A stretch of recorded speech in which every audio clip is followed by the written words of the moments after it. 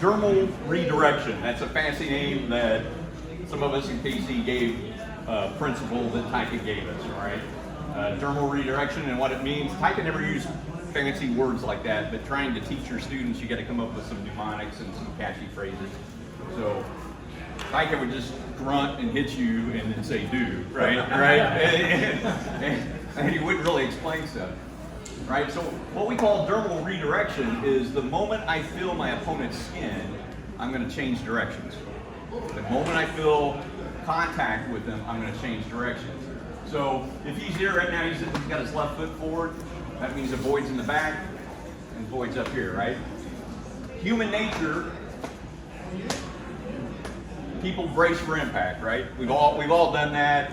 That's probably starting in junior high or something, you know, having our buddies punches, right? But if I go and punch him, he braces for impact. He naturally sees that. So what I'm going to do instead, if I'm punching, I can't really take him to this front void. I can take him to the back void. But what I'm going to do is on my punch, is I just change direction. And I open my finger just to kind of highlight where I'm going. I normally wouldn't open that finger.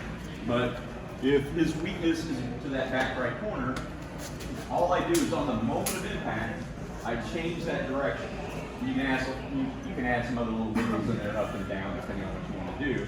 But you see how that affects his balance, right? So I'm going to have you guys do that with your partner, feel that they brace for impact. And then what I want you to do is everybody's done like hammer fist, right? So if I hammer fist, I'm going into his back leg. He's powerful there, right? So again, now I just showed on, at the moment I feel skin, I immediately switch directions to the weakness. All right? So you don't have to beat the hell out of each other. I mean, you and your partner can decide to if you're friends and you enjoy it, like a lot of us do, right?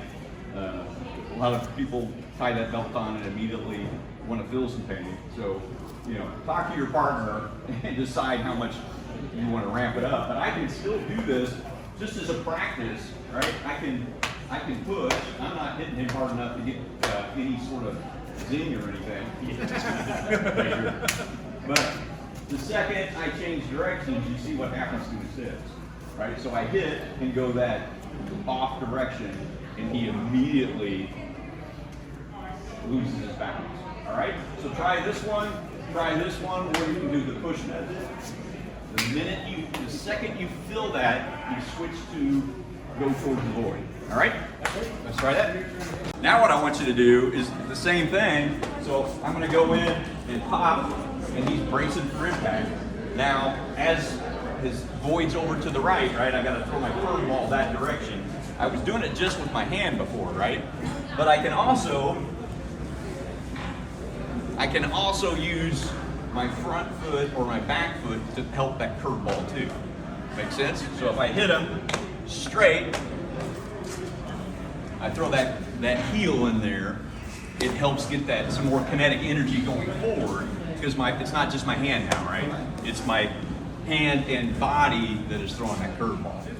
All right? Try that a couple times. Yes.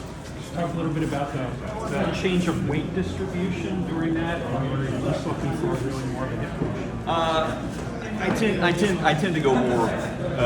I don't just right foot, but I don't just go here. Right, I go. Yeah, I'm definitely going forward into that stance. Yeah. I actually think I was telling them the other day. I don't think hit anymore.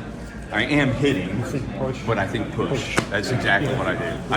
It's just a mental thing. Yes, sir. But I really, it helps you get that roller coaster going. And I found it helps me think about really being grounded and settled. Right? If I can be way off balance and think hit, but to really think push, I need to be solid.